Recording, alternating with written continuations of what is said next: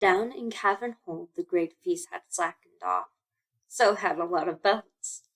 Redwall mice and their guests sat back replete. There were still great quantities of food uneaten.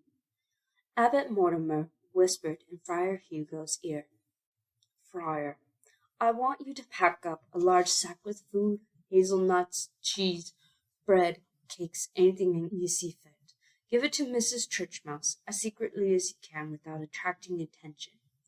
Poverty is an ugly spectre when a mouse wife has as many mouths to feed as she does. Oh, and be sure that her husband doesn't suspect what you're doing.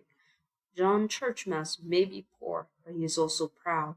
I fear he might not accept charitable gifts.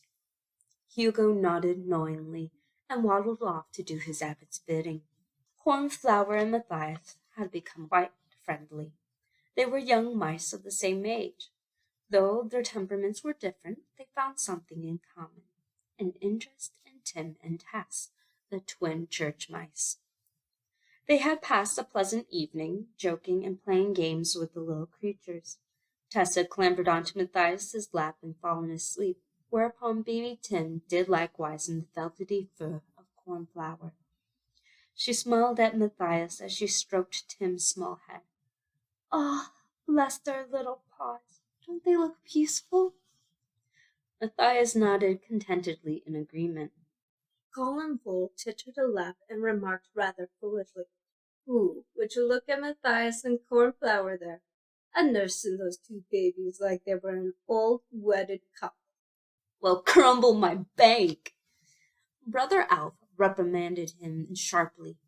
"Here now, you keep a latch on that silly tongue of yours, Colin Bull. Don't you know that some day Matthias will be a Redwall mouse? And don't let me hear you slandering young Cornflower. She's a decent mouse from a good family. Mark my words, Master Bull, I could say a thing or two to your mum and dad. Only last evening I saw you playing catch the bulrush with that young harvest mouse. What was her name now?" Colin Bull blushed until his nose went dry. He flounced off, swishing his tail, muttering about going outside to take the air. Matthias caught a nod and a glance from the abbot. Excusing himself to Cornflower, he deposited the sleeping Tess gently upon his chair and went across to him. "Ah, Matthias, my son, here you are. Did you enjoy my Jubilee feast?" Yes, thank you, Father," Matthias replied. "Good, good," chuckled the abbot. "Now, I was going to ask Brother Alf or Edmund to go on a special errand, but they are no longer young mice, and both look quite weary at this late hour. So I thought I might ask my chief grayling catcher to carry out the special task for me." Matthias could not help standing a bit taller. "Say the word, and I'm your mouse, sir." The abbot leaned forward and spoke confidently. "Do you see the church mouse family? Well, it's such a long way back home for them on foot. Good heavens, and there are so many of them. I thought it would be a splendid idea if you were to drive them home in the Abbey cart, along with any others going that way. Constance Badger would pull the cart, of course, while you could act as guide and bodyguard. Take a good stout staff with you, Matthias." The young mouse needed no second bidding. Drawing himself up to his full height, he saluted in a smart military fashion. "Leave it to me, Father Abbot. Old Constance is a bit slow-thinking. I'll take complete responsibility." The abbot shook with silent laughter as he watched Matthias march off with a soldier-like swagger. Flip-flop, flip-flop. He tripped and fell flat on his tail. "Oh dear, I'll have to get that young mouse some sandals that aren't so big," the abbot said to himself for the second time that day. Well, what a stroke of luck! Fancy Cornflower's family living so close to the church mouse brood! Matthias was only too glad to offer them a lift home. Would Miss Cornflower like to sit next to him? She most certainly would. Cornflower's parents sat inside the cart, her mum helping Mrs. Churchmouse with the little ones, while her dad chatted away with John Churchmouse as they shared a pipe of old bracken twist. Friar Hugo came out and dumped a bulky sack next to Mrs. Churchmouse. "Abbot says to thank you for the loan of bowls and tablecloths, ma'am." The fat friar gave her a huge wink. "All comfy back there?" called Matthias. "Right, off we go, Constance." The big badger trundled the cart away as they called their good nights. She nodded at Methuselah, the ancient gatekeeper mouse. As the cart rolled out into the road, a sliver of golden moon looked down from a star-pierced summer night. Matthias gazed upwards, feeling as if he were slowly turning with the silent earth. Peace was all about him. The baby mice inside the cart whimpered fitfully in their small, secret dreams. Constance ambled slowly along, as though she were out on a nighttime stroll, pulling no weight at all. The stout ash staff lay forgotten on the footboard. Cornflower dozed against Matthias's shoulder. She could hear the gentle lull of her father's voice and that of John Churchmouse, blending with the hum of nocturnal insects from the meadow and hedges on this balmy summer night. The summer of the late rose. Cornflower turned the words over in her mind, dreamily thinking of the old rambler that bloomed in the Abbey gardens. Normally it was in full red flower by now, but this year, for some unknown reason, it had chosen to flower late.